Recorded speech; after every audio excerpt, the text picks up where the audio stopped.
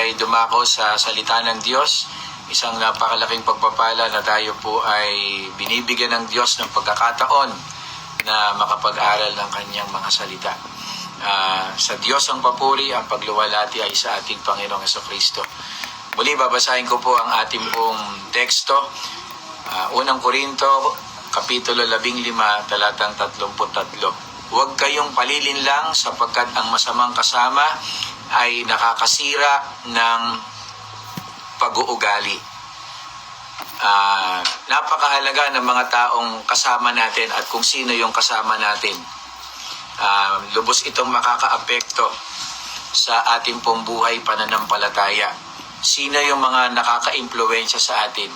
At ang impluwensya ay maaaring magmula sa mga kasama natin araw-araw physically. Maaaring magmula yung impluwensya sa mga tinatangkilik natin sa social media, pinakikinggan nating mga nangangaral, pinapanood natin, at binibigyan ng maraming panahon na pinapanood sa pamamagitan ng social media. Malaking impluwensya po ito sa kung sino po tayo. At alam niyo po, kung meron mang pinakamahalaga sa atin, yung pananampalataya natin sa Panginoong Jesucristo. Alam ng kaaway yon. At kung meron man siyang paraan para sirain yung ating pananampalataya sa Panginoon, ay sa pamamagitan po ng pagpapadala ng masasamang kasama na maaaring magdulot sa atin ng hindi magandang impluwensya o masamang impluwensya sa buhay po natin. Meron nga po akong nabasa, sabi po ng isang manunulat, si Dr. Henry Cloud, one of the most expensive things you could ever do is to pay attention to the wrong people. Ang isang napakahalagang pwede nating gawin, ang ginamit na salita, expensive thing. Kung meron man tayo sa bagay na mahalaga na dapat nating gawin, ay bantayan po natin kung sino yung mga tao na nakaka-impluwensya po sa atin. Sino yung mga taong nasa paligid natin? Sino yung mga taong lagi nating kausap?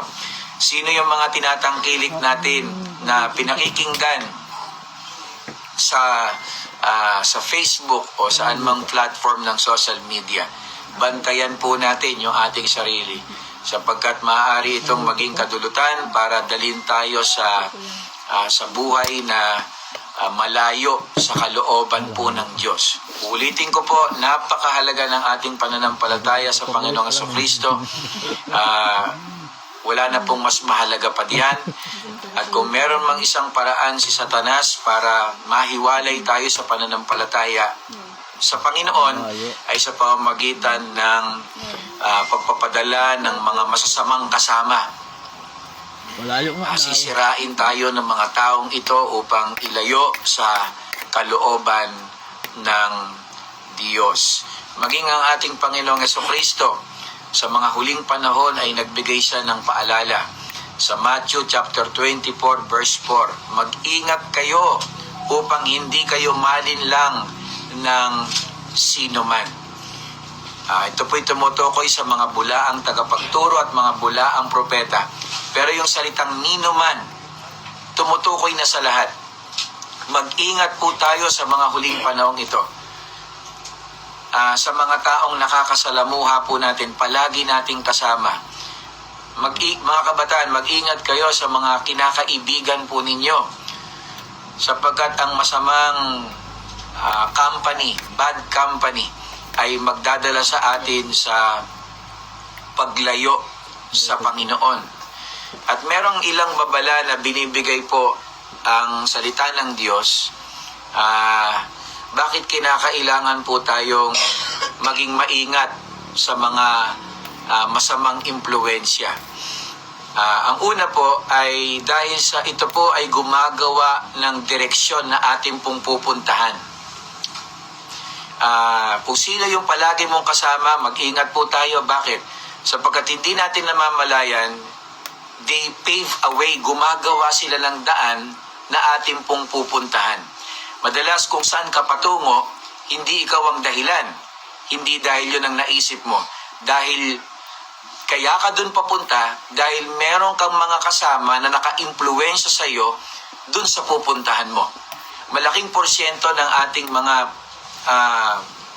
direksyon na pupuntahan is not because dahil tayo yung nagpasya. Marami sa mga direksyon na ating pinupuntahan, malaking porsyento ng mga tinatahak nating landas ay dahil na-impluwensyahan tayo ng iba. Alam niyo po ba, ako ay nasa ganitong klase ng paglilingkod sa Panginoon. Nakatulong po yung aking pagpapasya sa sarili na humakbang sa kalooban ng Panginoon. Pero mula rin po ito sa impluwensya ng mga taong nakasalamuha ko nung ako po'y lumalaki. Simula nang ako'y bata, nung ako'y magbinata, nung ako po ay tumanda. At nakapanatili po ako sa ganitong paglilingkod sapagkat napakahalaga ng mga tao kung sino yung palagi mong kasama. Kaya po, mag-iingat po tayo. Kaya sinasabi palagi ng Panginoong Jesucristo, lilitaw ang mga bulaang propeta sa huling panahon at marami silang laging ginagamit ni Jesus yung salitang ililigaw.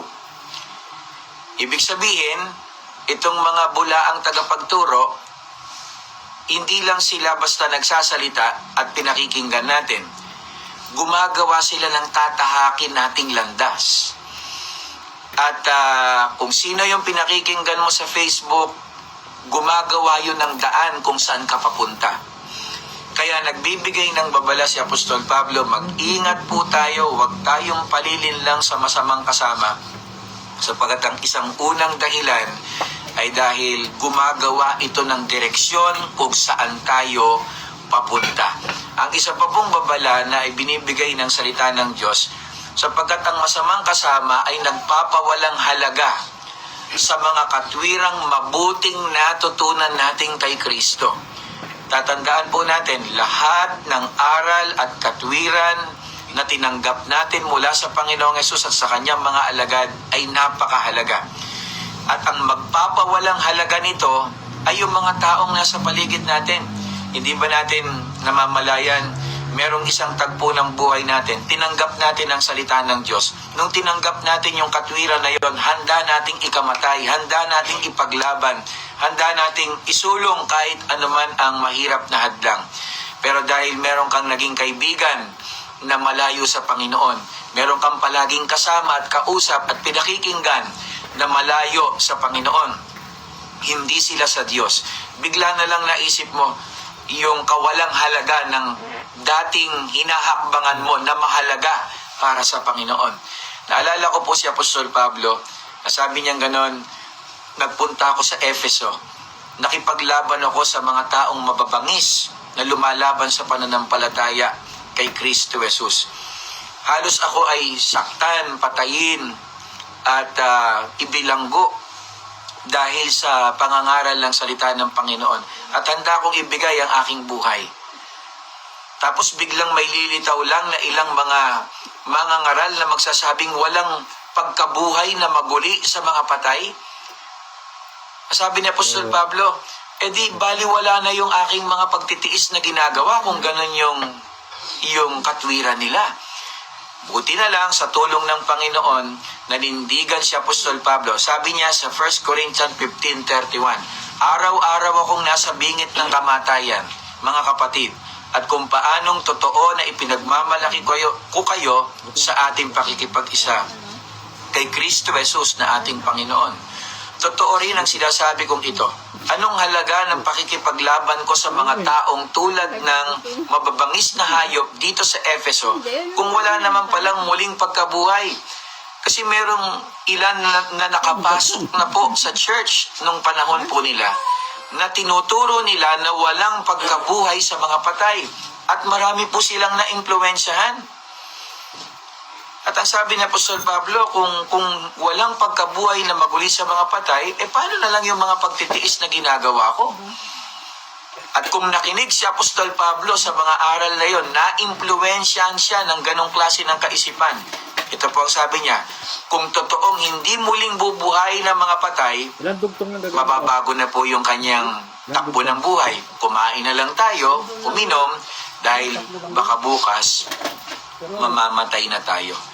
May mga lingkod siguro ng Diyos na, hindi siguro, tiyak po, na nanonood po sa atin ngayon. Dati napakaalab ng iyong puso pagdating sa paglilingkod sa Diyos. Biglang ngayon pinagdududahan mo na yung ginagawa mong paglilingkod sa Panginoon. Kapatid, maaaring may nakaka-impluwensyang tao o mga tagapagturo sa social media na pinakikinggan mo na nagiging dahilan kung bakit nagkakaganyan ka. Noon, pinaglalaban mo yung kalooban ng Diyos, handa mong ikamatay yung pagsunod sa Panginoon, pero biglang ngayon, winawalang kabuluhan mo na yung paglilingkod sa Diyos, na panghihinaan ka ng loob. Gusto ko magbigay ng babala, malaking porsyento niyan, merong nakaka-impluwensyang hindi maganda sa buhay mo. Meron kang mga tinatangkilik na mga vloggers sa Facebook, sa social media, na nakaka-impluwensya ng iyong isipan. Dati sobrang wala ka ng pagpapahalaga sa mga bagay ng mundo. Biglang ngayon, handa mo pa minsang awayin yung mga taong nasa paligid mo. Makuha mo lang kung ano yung gusto mo. Isipin mo, nag-aral ka ng Bible School, sinuko mo na yung dati mong buhay. Pero ngayon, handa ka pang, meron pa ho akong nababalitaan na kung minsan handang makipag-away sa sarili niyang asawa, sa sarili niyang mahal sa buhay, makuha lang yung material na bagay sa mundong ito. Nakakalungkot po. Bakit po? Sapagkat nananaghili ka dun sa mga taong napapanood mo sa Facebook na meron sila, samantalang ikaw ay wala. Kapatid, huwag kang pa-impluwensya. Sabi nga natin sa katabi natin, huwag kang pa-impluwensya. May mga kasama po ako dito sa mga napapanood mo sa Facebook. Sapagkat ito po ay nagpapawalang halaga, mga kapatid, sa katwirang mabuting natutunan natin sa ating Panginoong Hesukristo. Ang isa pa pong babala na binibigay ni Apostol Pablo, napakahalaga na maging maingat tayo sapagkat ito'y kumakalat na gaya ng isang kanser. Hindi lang ikaw ang maaapektuhan. May masamang naka-impluwensya sa iyo, pati ikaw magiging masama ka na ring impluwensya sa iba. Hanggang marami na may maaapektuhan sa loob ng church. Tatandaan po natin, ang maliit na lebadura ay makakaapekto sa limpak ng arena.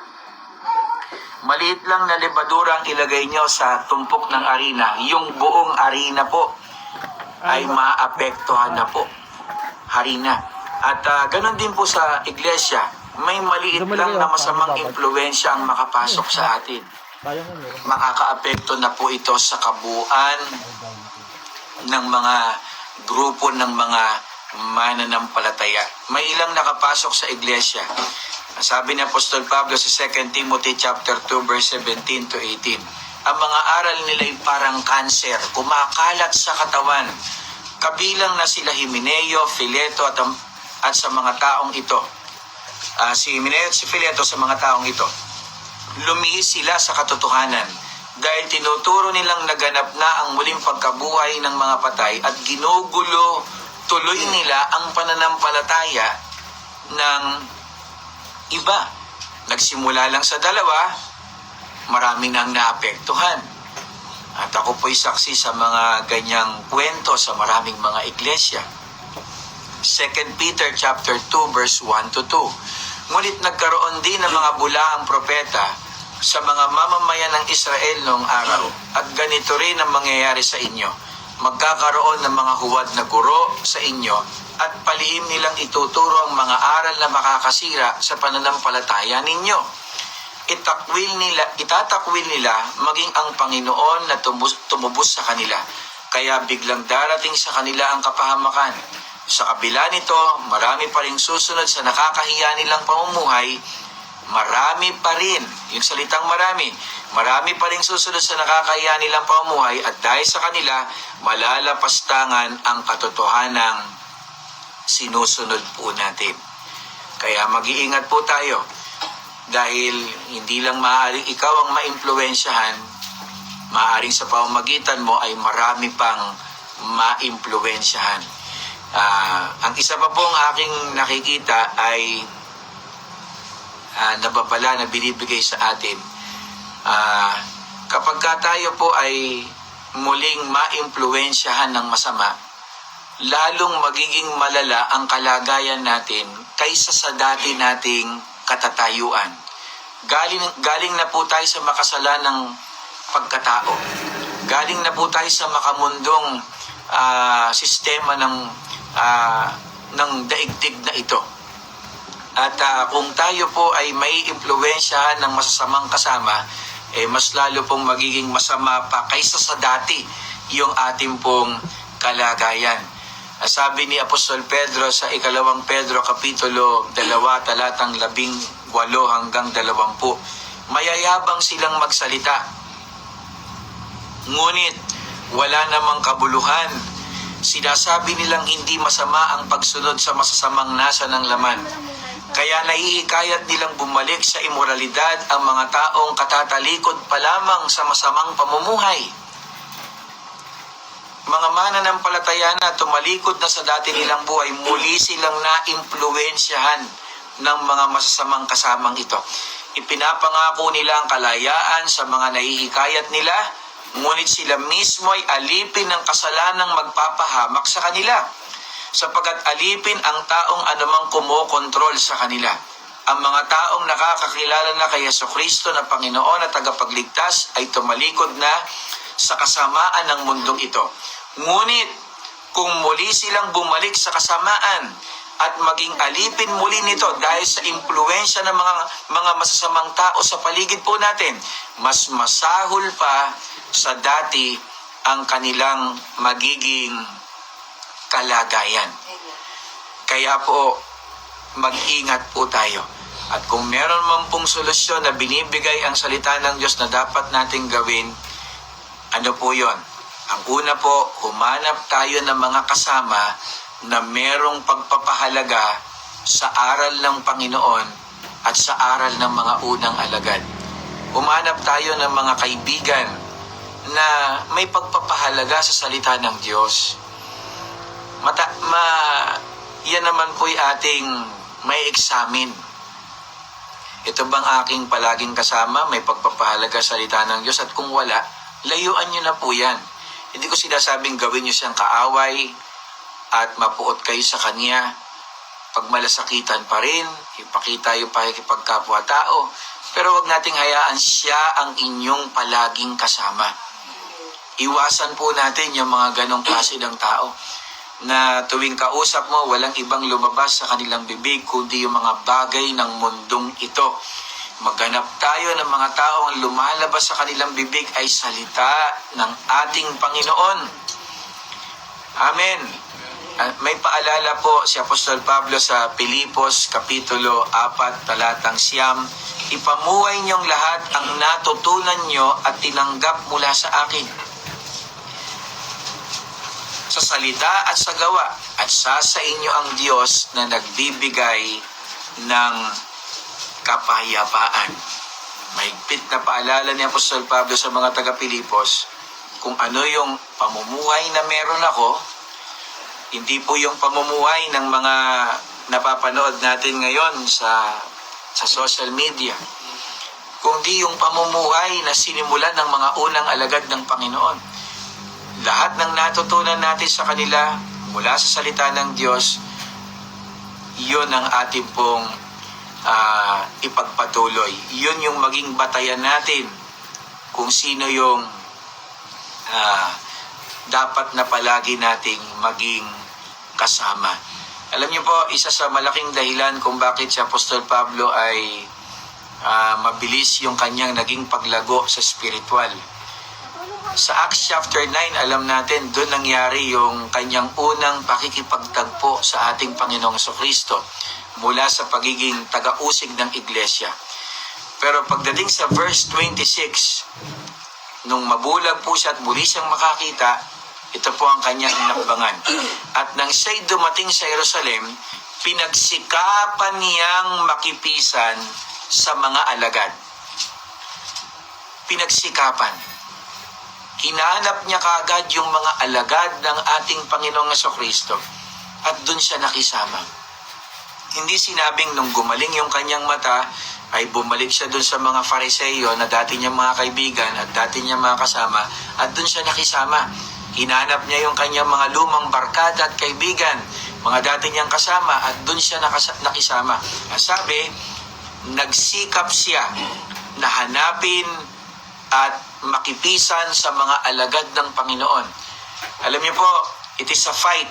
Lagi pong labanan ang makisama sa mga kapwa mananampalataya. Hindi po dahil kalaban natin sila, kundi napansin niyo ba, tuwing iimbitahan tayo sa gawain ng Panginoon, laging merong mabigat sa katawan natin.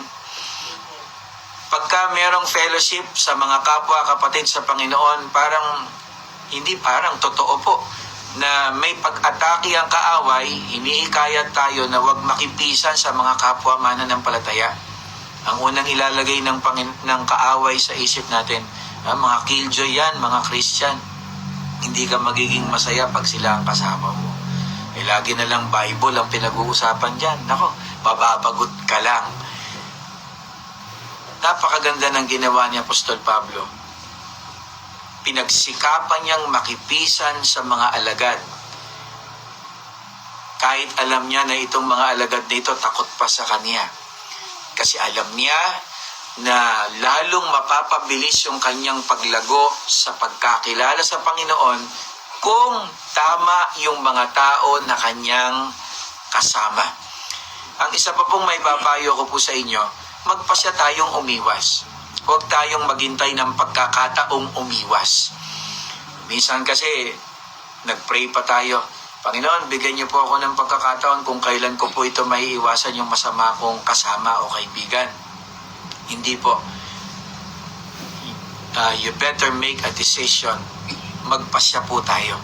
Magdesisyon po tayo. Kung paano tayong magpapasya ngayon na gusto nating kumain, gusto nating umalis, gusto nating pumunta sa isang lugar, ganun din, kabilis na pagpapasya. Iwasan mo ang mga makamundong tao. Sabi po ng 2 Timothy 2:16, iwasan mo ang mga makamundong walang kwentang usap-usapan. Hindi ka maghahanap ng pagkakataon, iwasan mo. Dahil lalo pang nagpapalayo sa Diyos ang mga gumagawa nito. At bilang panghuli po, ano ang kailangan natin gawin para makaiwas po sa mga masamang impluensya? Manalangin po tayo na iligtas tayo ng Panginoon sa mga masasamang kasama. Ulitin ko po, manalangin po tayo na iiwas tayo ng Panginoon sa mga masasamang kasama. Naalala po ba natin yung tinuro ng Panginoong Hesus sa kanyang mga alagad kung paano sila manalangin? Sabi ng Panginoong Hesus, huwag mo kaming ihatid sa tukso, kundi iligtas mo kami sa masasama. Kung meron man tayong panalangin sa araw na ito, Panginoon, iligtas niyo po kami sa masamang impluensya. Huwag niyo po kaming ihatid doon sa maaring mahuhulog kami sa tukso. Taos-puso po nating ipanalangin yan at hingin sa Panginoon ngayong araw na ito. Meron po ba akong kasama, pinakikinggan, tinatangkilik sa social media na maaaring nagdadala sa akin sa tukso? Sabi ni Jesus, ganito ang inyong panalangin, huwag nyo kaming ihatid sa tukso at iligtas nyo po kami sa masama. Amen? At mga kapatid, muli, huwag tayong palilin lang. Ibig sabihin ay mukhang mabuti yung masamang impluensya mula sa mga masasamang tao. Mag-ingat po tayo at maging pundasyon natin palagi yung salita ng Diyos. Ito yung ating magiging sukatan. Kung tama ba yung napapakinggan natin mula sa iba? Tama ba yung kanilang katwiran? Paano natin malalaman? Kailangan ang basihan natin palagi ay ang salita ng Panginoon. Yung lagi ko naman pong kasama, pastor, madalas nga, ang katotohanan, nalalayo pa tayo sa Panginoon dahil yung pastor na kasama natin ay malayo rin sa Panginoon.